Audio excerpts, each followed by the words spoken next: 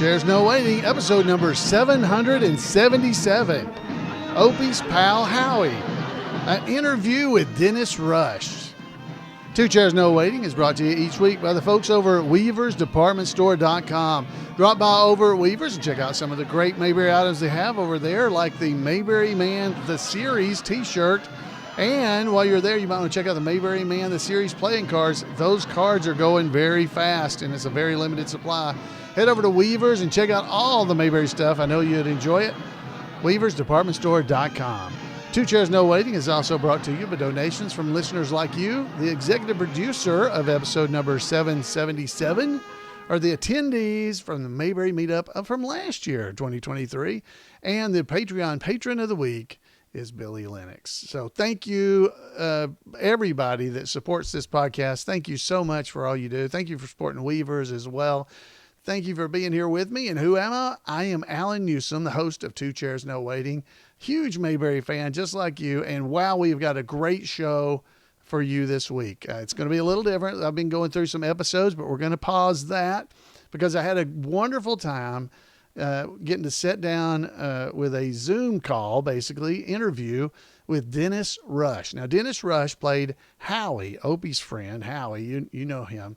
He played him on the Andy Griffith Show, and we're going to go through his career, focus mostly on the Andy Griffith Show and everything. So this is a very long show, so feel free to pause if you're, I guess if it's live when you're doing this, it's going to be kind of hard to pause, but more than likely you're listening to the recorded version of this, and you'll be able to pause it and come back and finish up if you don't get to do it an all-in-one setting.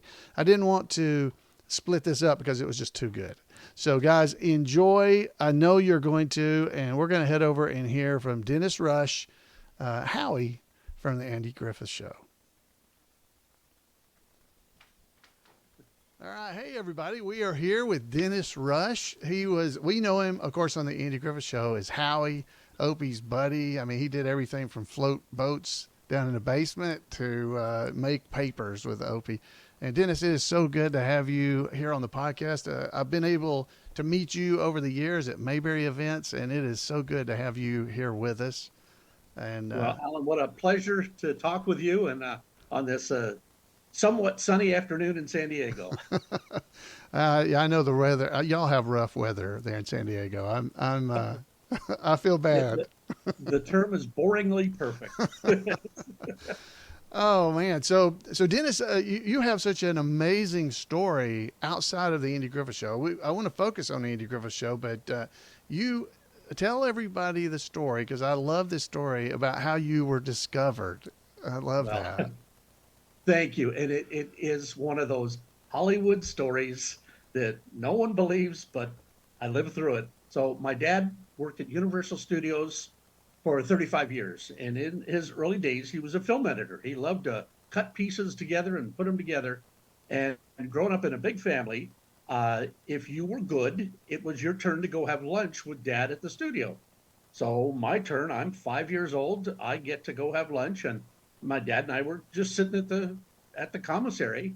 And people are walking by and saying hello and all of that good stuff. And a gentleman walks by and kind of does a little double take. Now I'm telling the story only because I've heard it 500 times, so I remember bits and pieces of it. But the gentleman is James Cagney, and he is looking to do the movie Man of a Thousand Faces, life story of Lon Chaney. So anybody nowadays, if you've seen Phantom of the Opera, well, that was Lon Chaney, and if you ever saw the bad old horror movie The Wolfman, well, that was Lon Chaney Jr. Right. And back and forth. Well, anyway, James Cagney's talking to my dad and goes, I'm looking for a little boy to play my son, but I just can't find the right kid. And he said, your son is the spitting image of me as a little boy. And when you see pictures together, I look more like James Cagney than I look like my dad. And son of a gun, it just worked out. He took me and said, let's do it. My dad goes, he doesn't read. He's not in school yet. But James Cagney goes, I got it. If you'll trust me, we'll do this. And with that, James Cagney, would take me by the hand. And as a little kid, it would be, okay, now you're going to walk into this room, and that man on the other side of the room, you're going to run over to him and jump into his arms. And again, great picture of James Cagney and myself.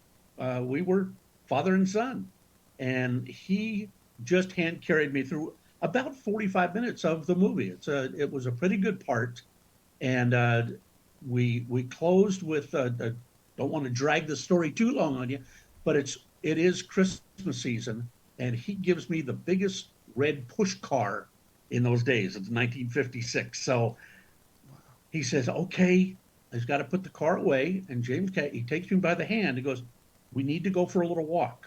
So he takes me outside of the soundstage, and we walk around the whole soundstage. And he goes, "Now, Dan, the little boy that you're playing, he's not going to see his mom and dad anymore. He's not going to see his brothers and sisters." He knew I loved fried chicken. He said, "No more fried chicken." He said, "How do you think the little boy feels?" And I remember this. I mean, I just gushed real live tears. And he goes, "He's ready." Boom. He takes me in, and my closing scene is him putting me in an orphanage. And boy, the camera comes right into my face, and I'm a wreck. And the hands are shaking, the tears are coming. And we did it. I think we only had to do it maybe 2 or 3 times, but I was just a basket case. Wow. Well, I remember him taking me by the hand, walking me over to my mom and dad, go, "He'll be okay. He'll be okay." And he goes, "He's a good little actor." Wow. And that was my start. And with that, it just rolled. I was one of those lucky kids. It was 10% talent and 90% luck. Wow. And one part rolled into another part, into another part. But the beginning was with James Cagney, and we remained friends until the year he passed away. Every year we would exchange a Christmas card, and once in a while he'd write me just the nicest note, just checking up on you, how you doing? And he was my other dad. That's all there was to it. I just think that is an amazing story. I remember the first time I heard you tell it, I was just with my mouth hanging open, because it was like, wow, James Cagney just happens to walk by. And, Dorothy Malone is my mom. Jim Backus is my uncle.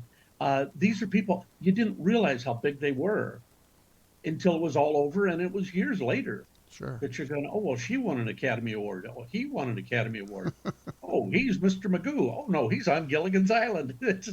You just met and got to work with wonderful people. And one that is coming up pretty soon is the Granville, Tennessee reunion of putting Andy Griffith and I Love Lucy together.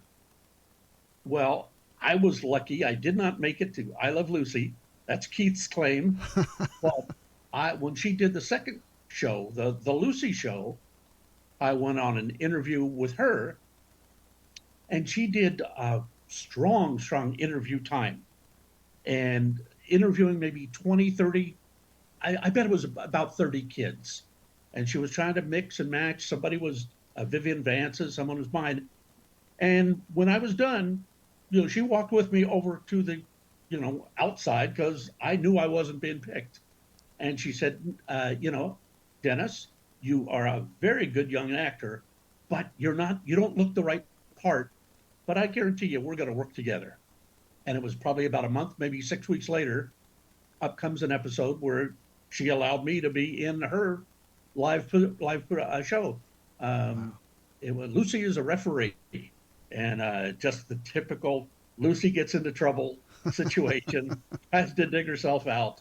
And but again, so this combination of Lucy and Andy Griffith, I can raise my hand. I got to work with both, so fun time. Yeah, that is amazing. You got to do so many things. You're on Wagon Train.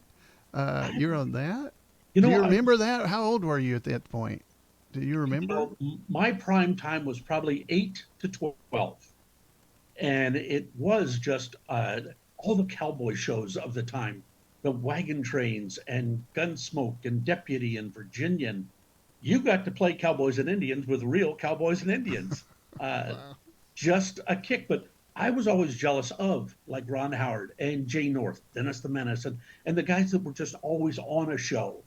And when we were talking, they're going, "No, you don't understand. This is so boring for us. until we, oh, there's going to be an episode with other kids.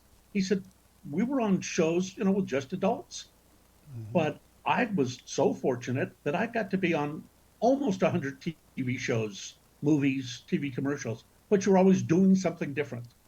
So it was like, whatever you had, somebody wanted something else. Well, that was mine versus the guys that always had a full part. But putting Andy Griffith together I got to play the same role 8 different times over about 3 years.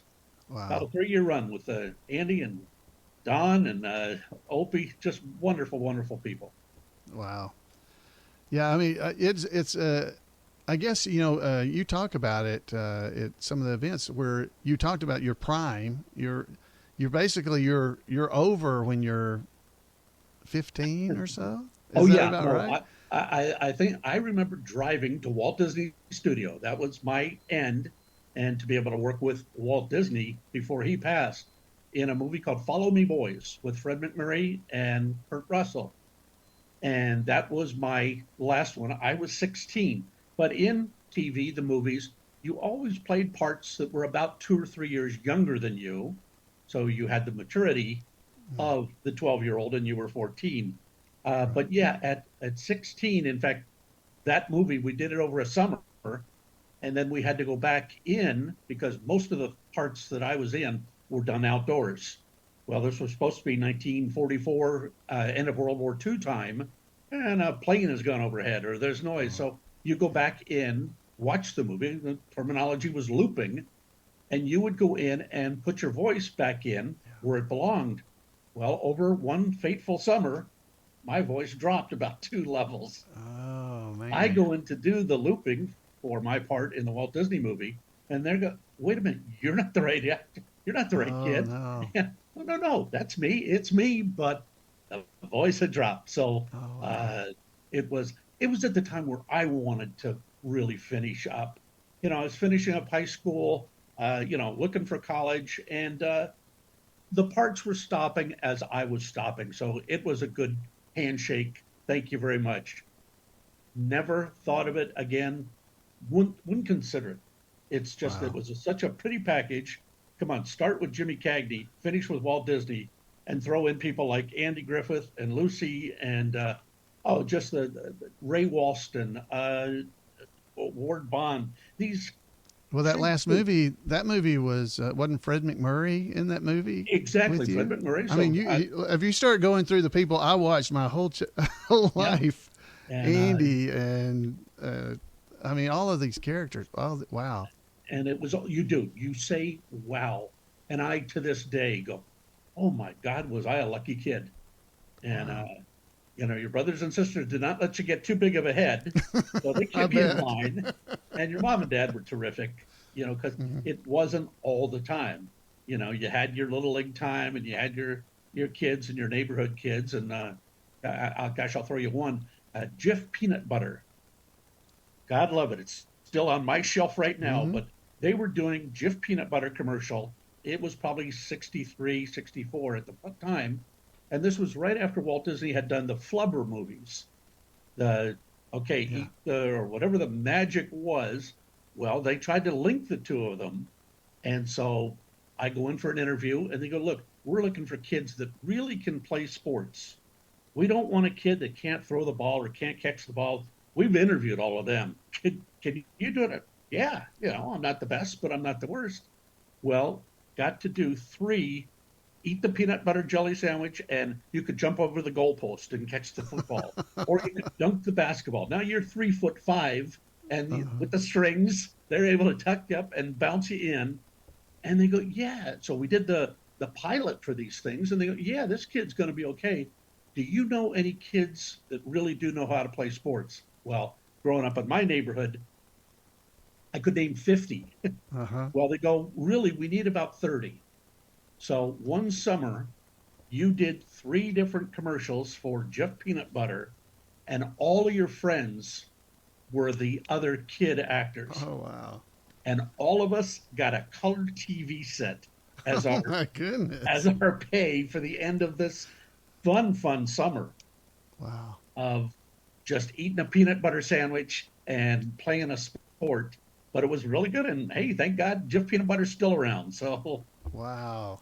That is so cool. I couldn't So buy another peanut butter. no, I can see that too. Yeah. That's right. So your time on the Andy Griffith Show, we see you, like you said, you're on 8 different episodes of the show.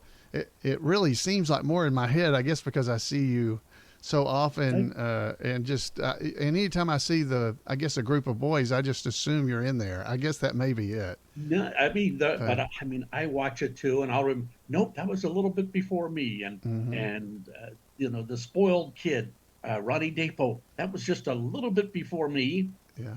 but mine was the same with Saintly Miss Crump, and so Andy Discovers America, where it was our first episode together, and that was walking onto a set, and as a kid actor, you're walking onto a set, and you're introduced to Ron Howard and to Keith Thibodeau.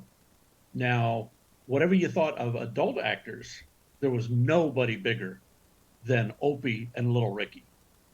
These were the two kings of kid actors at the time and could not have been two of the nicest, most welcoming people you've ever run into. Wow. And for that to start, and for some reason, the three of us clicked. And so we were in, I think the three of us were in 5 episodes together. And then Johnny Paul would have a solo episode. And then I had a couple. But we just, Keith and I have still to this day remained friends. Long lost Ronnie as a Ron Howard as a friend, but I sure think of him often and know he's doing wonderful things. I love his stories. So, Well, he mentioned you in his book. oh my Uh, gosh! Now yeah. that you, I you mean, mentioned, yeah, I listened to his book. I listened to his book because yeah, I listen. I don't read. But yeah, I was like listening along. Hey, there's I Dennis. that summer it was a couple years ago, and we're standing out in the parking lot of the bank before the parade, and Clint and I are talking, Ron's brother, and nice fella, and he just goes, hey, my brother and I have just finished up, you know, our reminiscing of our early kid days in Hollywood. And he said he didn't let me know that I was in it. He said, I want to get you a quick copy of the book and then let me know what you think. I go, well, sure. I was in, and I'm reading it like you haven't read anything in your life. I mean, oh, I remember. And about halfway into the book, you see your name in Ron Howard's book, and he tells this story. Oh my goodness! Of Now I didn't know because I know I worked with some bratty kids and some Hollywood moms and all the rest, but Ron was just a nice fellow, really, in every way possible. Well, somewhere the director, and I believe it was Bob Sweeney, and Ron's dad needed to take Ron a little bit aside. And I think it was Ron was kind of so excited about having other kids on the set. But they, the story goes in his book that my dad and the director take me aside and going, hey, uh, you're not doing it. You're not giving the performance we need. And, in fact, Dennis Rush is the one that's really putting out the effort and really making these scenes work. And oh my God, of all the years that have gone by, why would Ron remember this? And it floored me that, oh, I don't think I can ever talk to the guy as much as I want to talk to the guy if this is how he remembers. But I mean, for all of the wonderful things he's done for that segment, and something you couldn't tell. And I swear, if it was, I'd tell you, he was Mhm. a knucklehead or a jerk, but nothing. He was just a good fella, and we were just having fun. So maybe we were misbehaving. But Yeah, I knew you'd said, and Ron, he mentioned that I believe in his book too, talking about how much he looked forward to having other kids be on the set, like you had mentioned earlier, and that. So when you guys were on set, you still had to go. You still had school you had to do, right? you And know, Ron and Keith both remembered they had the same school teacher for years. And for the life of me, I'm sorry, I can't remember her name, but she was a wonderful lady. But no, and she had a stopwatch around her neck, and we would be in school right behind, the jail cell and right behind the courthouse, and they'd have the table and the lights and all set up for you. And you would leave your school, and my teachers, there were other kids in my school that, did movies and TV once in a while. So it wasn't that big of a deal for them. And you'd go and say, hey, I need schoolwork for 3 or 4 days or 5 days, whatever it be. And they would go, okay, here are your lessons. And you would go in and you had a teacher. And I think at the time, that one teacher could only hold 4 or 5 kids.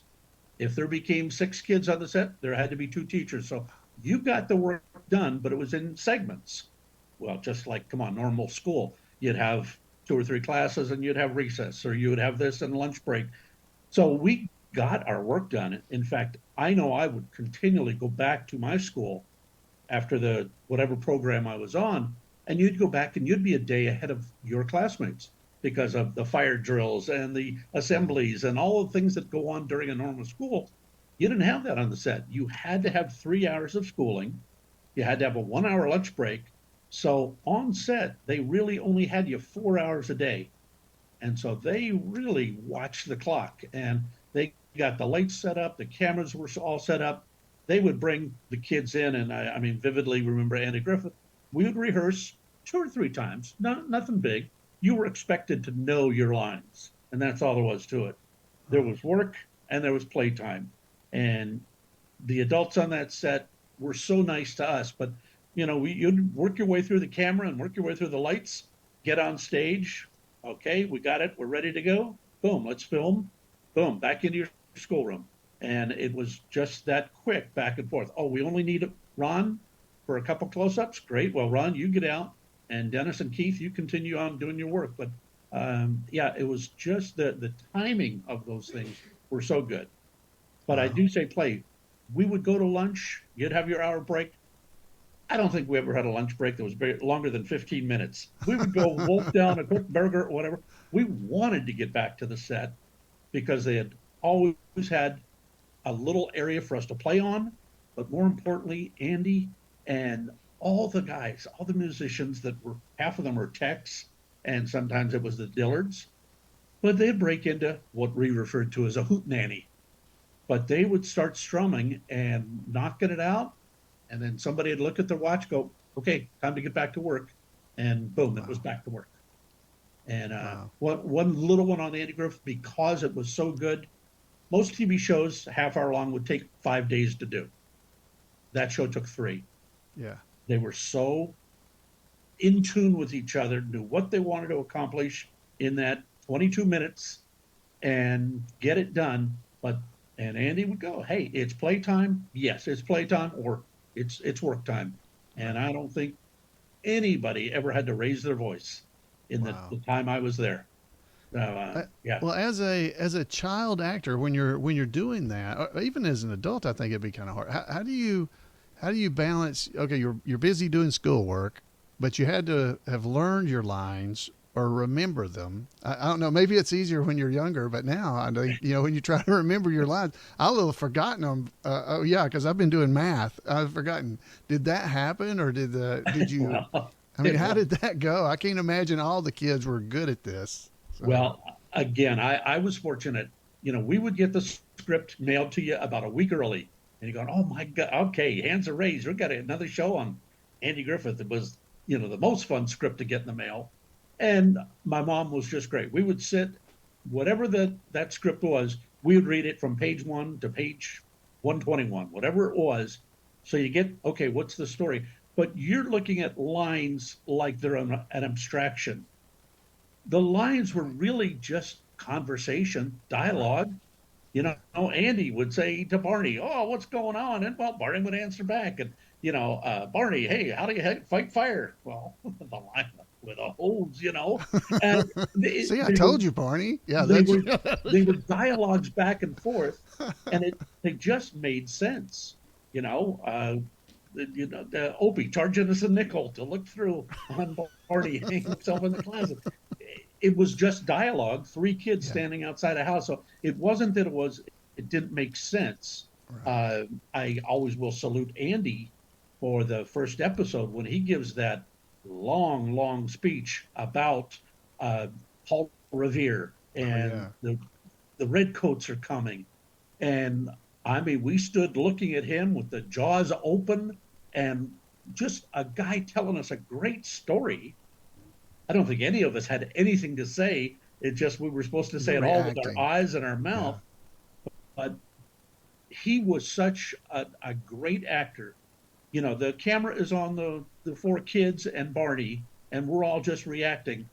And so many shows I did, that star was in their dressing room, and Uh, an assistant director or the script manager would be reading the lines, and you would be reacting, and that was the norm on that show. He must have gone through that speech 20 times wow. right beside the camera so that we're looking directly at his face. So he took that extra time and that extra attention to make sure we were as good as we could be.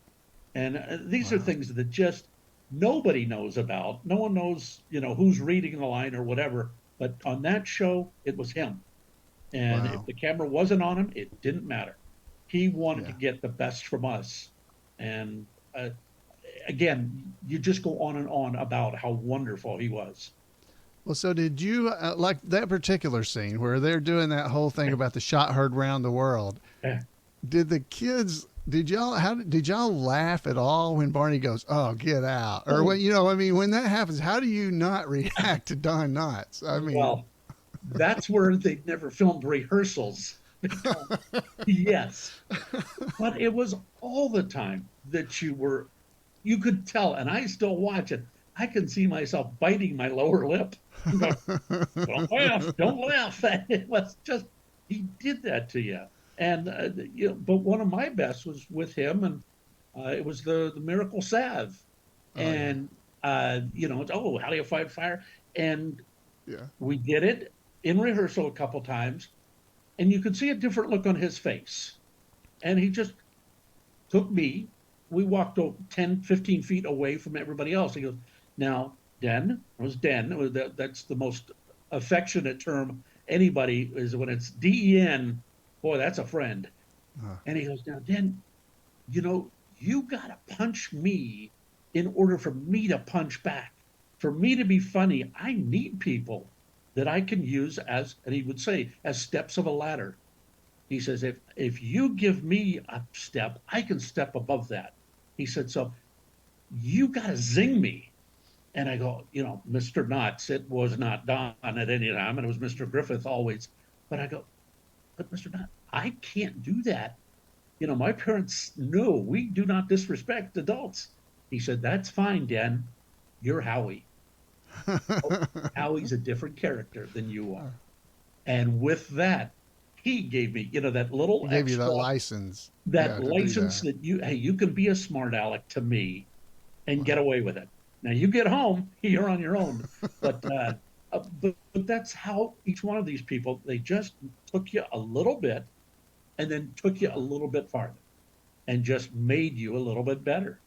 And for some reason, I was able to play off him like that in a couple other one when we were back to nature. It was another little zing, but he didn't have to remind me. He just looked at me and goes, gave me the little finger up. Come on, raise it up one more notch. And these are things you remember and Wow. will continue to remember. That is so wonderful. Yeah, Uh, one so one I've fun heard, thing. and Keith has talked about. You were talking about the Andy Griffith Show, how the set and kind of how the attitude was on the set, and how they played the music, and it was a fun Hmm. set to be a part of. Keith has mentioned before, like on I Love Lucy, it was not like that, is what he said. He didn't Yeah. really go into too much detail, but was there a big difference in different sets you guest starred Oh, on? Because you were a guest, so I don't know if they treated you better or worse, but did you see a difference like that? absolutely. I'll give you one back to Wagon Train. Ward Bond, big. I think he was 11 feet tall. He was just a giant. Well, the only TV show that John Ford ever directed was a wagon train, and I got to be in it. it was I had an okay part in it. It was needed. It wasn't a one line where you bounced in and bounced out. But and I had the school teacher routine. You're right behind the curtain, and the language on the show is a little bit salty. Uh, It's not a little bit salty. It's real it's salty. a lot. And the school teacher, how powerful they were. She got to the point. Now I think we took 2 weeks to do this one hour episode. So I was there, 10 days. Well, I can remember on about day 4, she just walks around the curtain and she walks right up to Ward Bond and John Ford and Henry Higgins, I think, was the third gentleman. And they were in a strong, strong scene. And the language was getting rather rough because they were arguing about how it was supposed to be filmed. And she goes, "Excuse me, gentlemen, uh, this young boy does not get to hear this type of language. And you continue, I will take the young man off the set." Wow. And teachers were that powerful. And they looked at each other. Well, the next day, my schoolroom was in a trailer outside They outside the moved set. you. They knew how to figure it out Oh, because they wow. weren't going to change. But that one, I remember that Wow. one completely. And so I know when I walked onto that set, I was, oh boy, like the little kid is back. And Wow. but you were treated as an adult and you were expected to perform. No matter what Mhm. show it was, whether it was comedy, drama, whatever, come on the set, have your lines memorized. When the director is starting to mark out the floor and you're going to stand here and move over to here, you're just an adult. You're just one of the people that's making this show successful. They don't have a lot of time to waste. It's costing money. So if you flub up your lines, you, you're gonna hear about it. And do you guys need more time to rehearse? Oh, You do yeah. that at home, and you come on to set. Uh, no, there were times where they let you know whether you were doing it right or wrong. But again, my mom, honest to goodness, she made sure I was prepared with the lines. Now, as far as walking over here or turning right or sitting in the chair, Yeah. that was a director, and they just wanted kids that came in, knew their lines, were not a brat, Right. did not give trouble, and then got offset because it was, hey, time for another scene. So any distraction to that, well, you didn't get the next part. Wow. And when you used to go on interviews, it was so good to go walk in and see a director like Bob Sweeney, who I think I worked for like 6 times on different shows. So instead of you being, one of 30, Mm. he would look at you, hey, didn't we work, last year together? Yes, sir, we did. And, well, you did what you were told. You were on time. You had your lines done. Boom. Barbara Stanwyck did that to me. We did a wagon train, and then like a year and a half later, she's doing the Big Valley, and I went in on my interview against 50 other kids, and you walked in, and she's sitting there, and she looked. Didn't we work together? Yes, Miss Stanwyck. Thank you for remembering me. Mhm. This is a big lady, Yeah. and she wasn't. She was like 4'11". She was, Right. but the respect that those people got from everybody, and for her to take the time to go, hey, we worked together, and yes, and when Lucy, was so nice and talked to you that way. Yeah, if you did what you were supposed to do, great. Don't rock the boat. Don't Wow. don't be a little star because they Yeah. really don't want you to be a little star. Wow. And then if you act like that, Ron's dad will remind him to not do that, right? That's That what you said. That's what you don't want to see Ron and him tell you, yeah, I remember my dad saying you were doing oh, a good job. Or and Ron, when that happened, he never said boo about that. And we worked on 7 other shows after that, but I never remember him being different from one show to the next.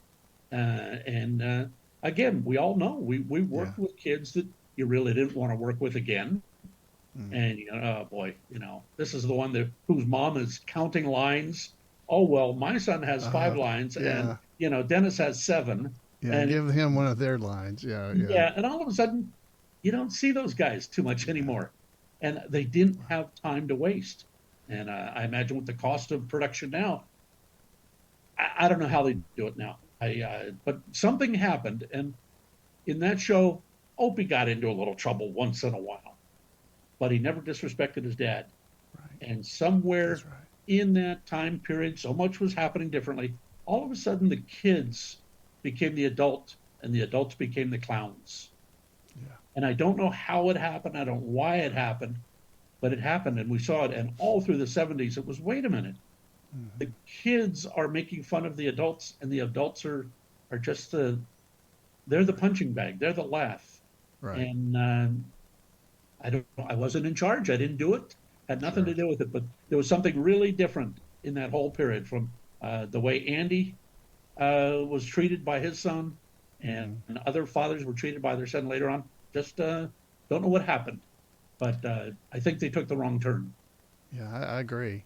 So on the Andy Griffith Show, you were on they were on the 8 episodes. Was there one in particular you really was your favorite that you got to do? Because I mean, you did have some really good zingers, I have to say. Throughout the thing, even when you were doing the Andy Discovers America, and I think you're the one that actually they're talking about Power, and you go, "Don't be knocking him." That's just a great line. I mean, it's just one I've always remembered, and you had several of those throughout the series, And like with somewhere Barney.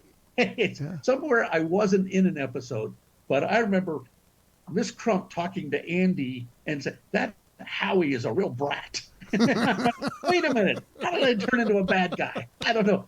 When you ask which is your favorite, I have not been blessed with kids, but I don't know how someone says, "Oh well," and who's your favorite child?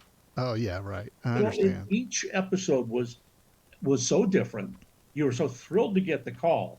Now, the last two that I did, when Opie and his newspaper, I mean, it was Yeah. really great when, hey, you were playing only with Opie, with Ron. And so we do the newspaper, and then the Barney Fife realtor, when the houses are selling to different people, and I'm floating the boat in the basement. Each one was so much fun to do. It's really tough. Hard to Throw it. pick. Yeah. Okay. The first one that would have to be the favorite. Andy Discovers America.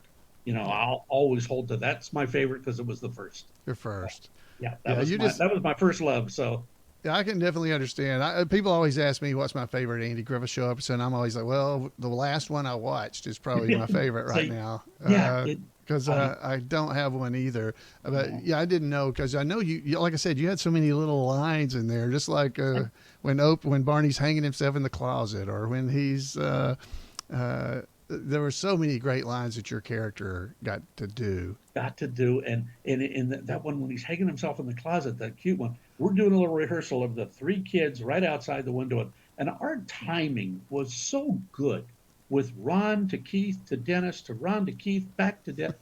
And we would rehearse a little bit, and we were rehearsing outside the window with just the director, not even Barney. He's on the other side, and we're playing it back and forth, and I throw in an ad lib, and you did not do that Right. on most shows, because hey, these things are timed perfectly. And I threw in a line that both Keith and Ron look at me like, "Where did that come from?" And the director said, "What did you say?" And I think it was, well, he's hanging himself in your closet. Yeah, We were talking really fast. Boom, boom, boom, boom. And I don't know where. I'm sure I forgot my line, whatever my line was. And instead, I zinged this one in and went, oh my, and all the heads turned. And the director goes, "I like that one. Keep that." good. We kept it.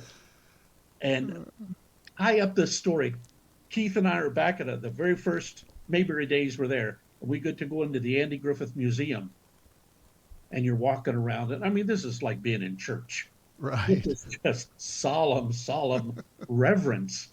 And we walk over by the jail cell, and they've got a script opened up. Now, this had to be all set up. This could not have been random.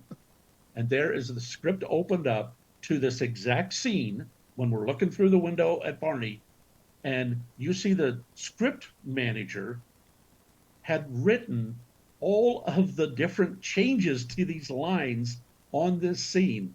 I mean, and her script was the Bible. That's all there was to it. You didn't mess with this.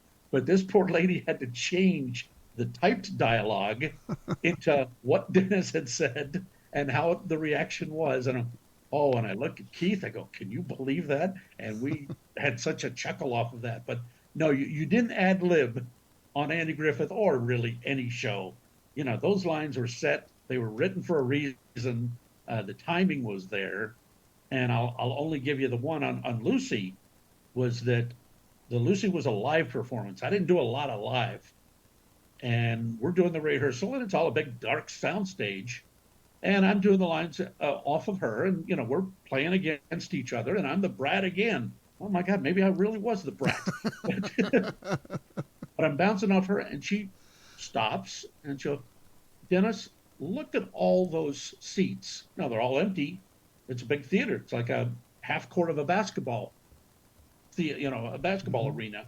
He said, all those seats are going to be filled in 3 days. And you know, the way you're talking, I couldn't hear you in the first row. And she really got you to project your voice. He said, there's microphones and all that, but I need you to really turn up the juice. And that lady, she knew whether that joke was going to last 2 seconds or was it going to be a 5 second. And inside of 4 days of rehearsing, you would get a different colored script. It started with white, right. It went to blue, it went to red, and every day you would have to make those page changes in your script. So by the final day, it was a multicolored script because she knew exactly how long that was going to laugh, how it was going to work, when it was going to work. These were just talents that get lost because everybody thinks it's easy, but it right. really was a lot of work of working with the pros and listening to the pros. So, that's amazing. Yeah. Well, I have an experience that you are a part of, and I want to tell everybody about. So at Mayberry Days one year, I realized, before Mayberry Days started that year, I realized, oh, Keith and Dennis are both going to be there.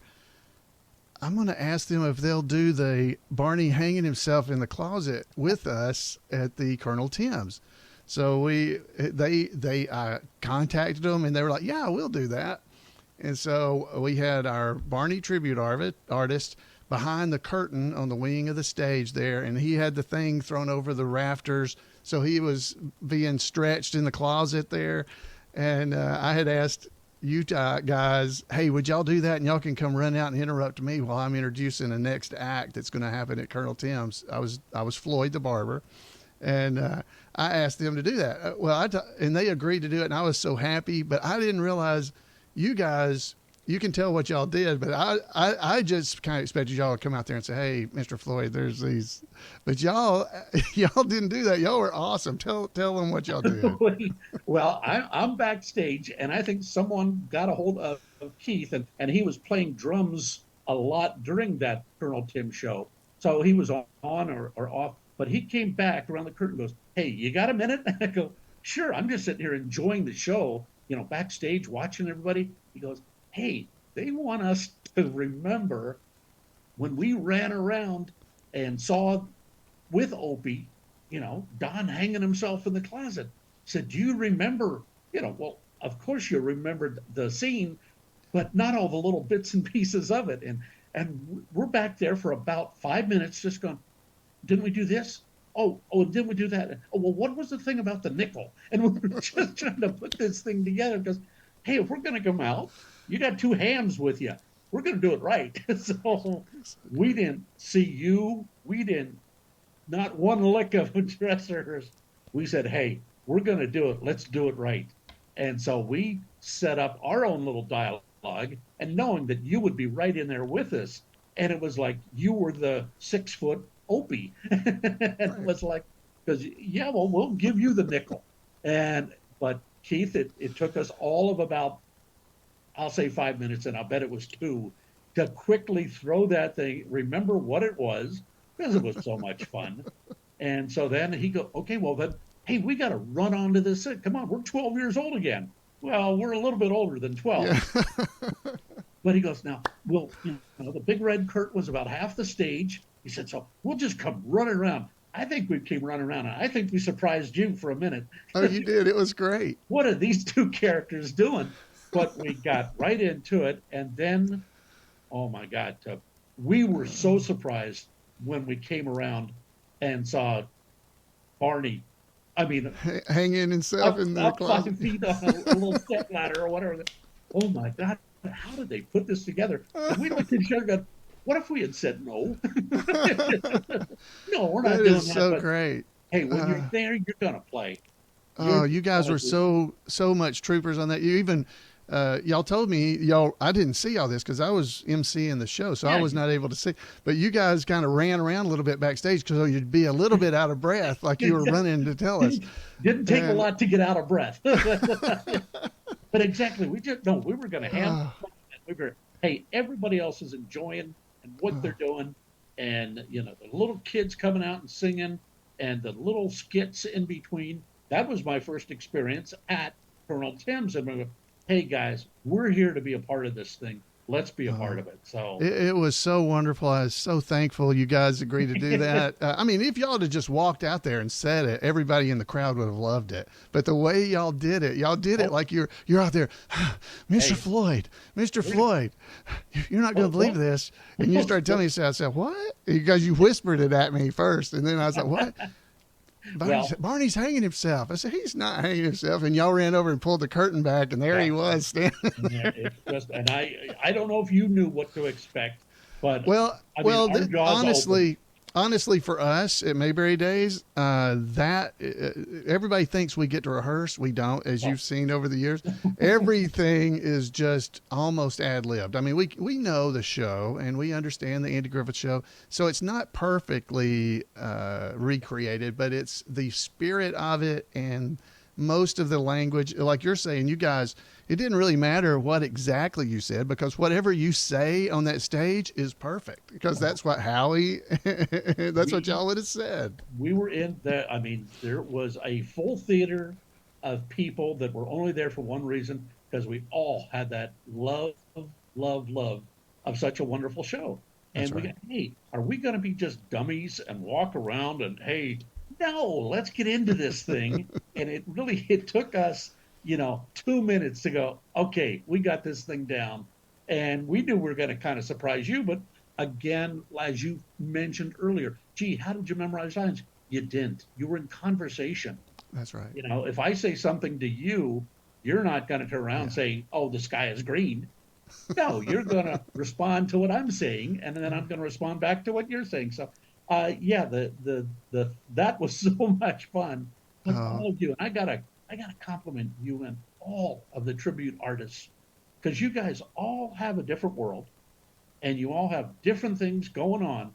But when the whistle blows and it says Mayberry, it's like that call that everybody drops what they're doing and you in a split second can become Floyd and Christy and Eric and I mean mhm.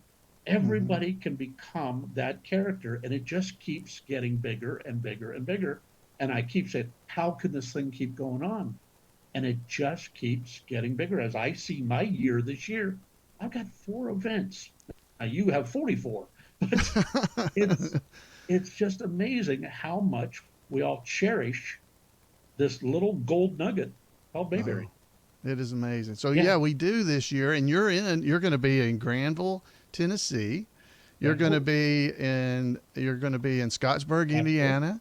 You're Yeah, going to be at Mayberry Days, all Lord willing, obviously, but absolutely. Mayberry Days. And Dennis is going on the Mayberry cruise with us this year. This is 2024. I don't know when you'll actually listen or watch this, but I mean, I am so thankful you finally gave in to Tanya Jones, and maybe Keith helped get you here with us to come to Mayberry Days, and because you didn't have any idea really probably about all this stuff that's going on back east with all this Andy Griffith Show stuff. I Uh, had I had no idea. And again, when Tanya called, Tanya, 50 years ago, I had a little part in a little TV show called The Andy Griffith Show.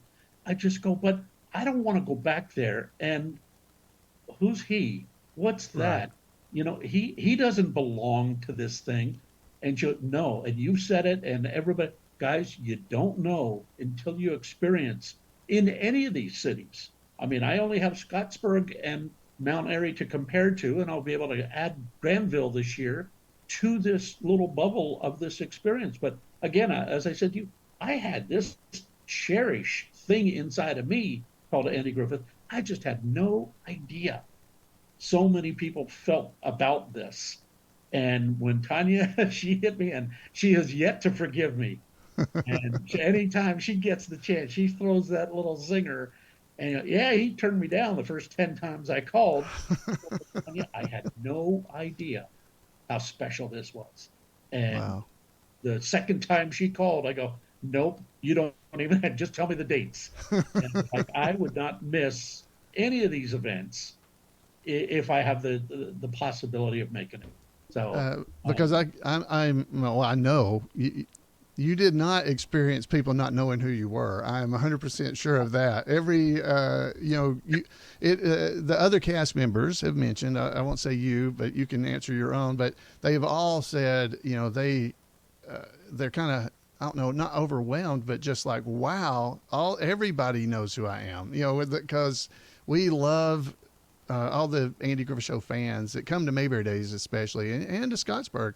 We know the show so well that we appreciate the joy, the happiness, the laughs that you guys have given us over the years. And we're so thankful to try to give back to you, just to show you how much we appreciate it. So the generations of it. Now, the people my age, okay, we grew up together.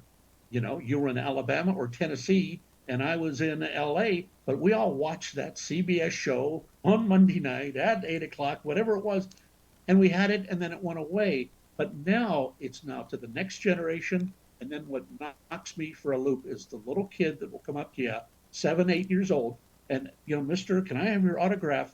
And then tell you their favorite episode. And we remember when you guys were in school and you gave Miss Crump a rough time. Go, oh my goodness, this thing is timeless. And it's just now, to me, there's 3 generations that love this thing.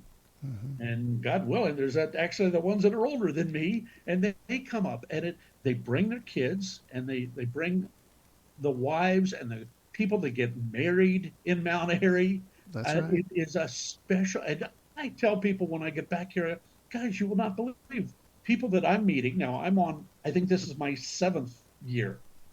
We had to throw away 20, but I think this is number 7. But well, no, this is our 33rd year together. And oh my Lord, what, and it only gets bigger. Right. I think, there's got to be a crest to this thing, and it's got to be coming down. Nope. And even the crazy that we had to all live through in 20, we all bounced back. We did. First year, I kind of thought of Groundhog Day. We all peeked our head out from the hole, and it was like, yeah, it didn't have the big crowd, but no, people are feeling good about this. And then that next year, I can remember seeing Abigail Linville on a North Carolina TV station. I was YouTubing around about a week before, and she was just, watch out. This year is going to explode. And it did. And then this year, 23, got bigger than that. Yeah. And it just keeps going. And I hope and pray it doesn't stop. It's me too. Too much me fun too. to share. And like with you today, sharing these stories that my family doesn't want to hear anymore. They go, oh, damn, we've heard that one over and over. But to share these with new people, and you guys make me think of another thing. And some of your questions today was, hey, oh my goodness, I hadn't thought of that in so long. But it's fun to share growing up in what was the golden age of TV as a kid, and to work with so many wonderful people. Oh, you did. And Dennis, hey, we've been talking. I've monopolized your time for at least almost an hour, it looks like. But I want to thank you so much for just sitting down and talking to us. Folks, if you're enjoying this, he's going to be in Granville, Tennessee. You can check out, if you go to imayberry.com, check out the event calendar. All the information's there. So plan to be at one of these events. You hear how much Dennis has enjoyed himself coming. You hear me talk about it a lot. Come to one of these events and experience it for yourself, because I think you would be pleasantly surprised to learn how many good people there are in the world, because we are often told how bad things are. But then you go to some of these Mayberry events and you meet people like Dennis, you meet people, the tribute artists that are there, the fans that are there, and you realize, wow, there are a lot of really good, nice people out there. And maybe that just will lift you up just a little bit. So I definitely encourage it. I completely agree with every word, Alan. It is so true. There's so many negative things going on out there. You go to Scottsburg, you go to Mount Pilot or Mount Mount Airy, Airy, yeah. or you go to Granville, it's a different world. Guys, everybody's got their woes and their troubles and, paying the rent and, the car's acting up. But you go into this town for this period of time, 2, 3, 4 days, whatever it is, it's nothing but smiles. It's nothing but a story. It's nothing but something good all around a small little thing called Mayberry. And it's Wow. just, it's magical. That's all Well, I can say. thank you so much, Dennis. Man, thank you for sharing some about your career. I know we focus on the Andy Griffith Show because this is an Andy Griffith Show podcast. But wow, what an amazing career you had! Your whole story, how you were discovered, and just all that you got to do, and the people you were able to work with. I am just amazed and in awe of what you were able to do as a young person. And then you had a whole career after that, outside of acting as well. So, wow. Thank you so much. I just can't say enough. Go with us, guys, on the Mayberry Cruise this year. He's going to be our guest. We'll be able to talk to him some more there. Dennis, again, thank you so much. Alan, I appreciate it. 100% my pleasure. I'm just talking to an old friend, and I can't wait to catch up with you in our 4 different adventures this year, and your pretty wife, Jan. And again, just guys, if there's anything in your soul that says Mayberry was a positive thing, come say hi. We'll do it. All right. Thanks, Dennis. Hey, thank you so much, Alan. Well, guys, I hope you have enjoyed that as much as I did. What a great time I had being able to speak with Dennis. We actually talked probably another 30 minutes on top of what you got to hear. This is almost an hour, I believe, we've gone into this. So I hope you really enjoyed it. I hope it wasn't too long for you. I don't think it was. If you're like me, you're like, he stopped. He had so many stories. And he told me stories afterwards as well. So, wow. Again, I want to thank Dennis Rush for taking the time to talk with us. Howie is awesome. Hope to someday be able to float a boat down in his basement with him. So, wow, just a great time. I hope you've enjoyed it as much as I have. And hey, if you did enjoy it, take a minute and write an email to me or give me a call at 888-684-8415. Let us know what you thought about this. I just absolutely, it was so good, and I am so thankful. Dennis had been saying, hey, let's do this, and I had just procrastinated and not done it. And I am so glad I finally jumped on this and got this interview done. I hope you enjoyed it. I know I did. I'd love to hear from you. Give me a call at 888-684-8415.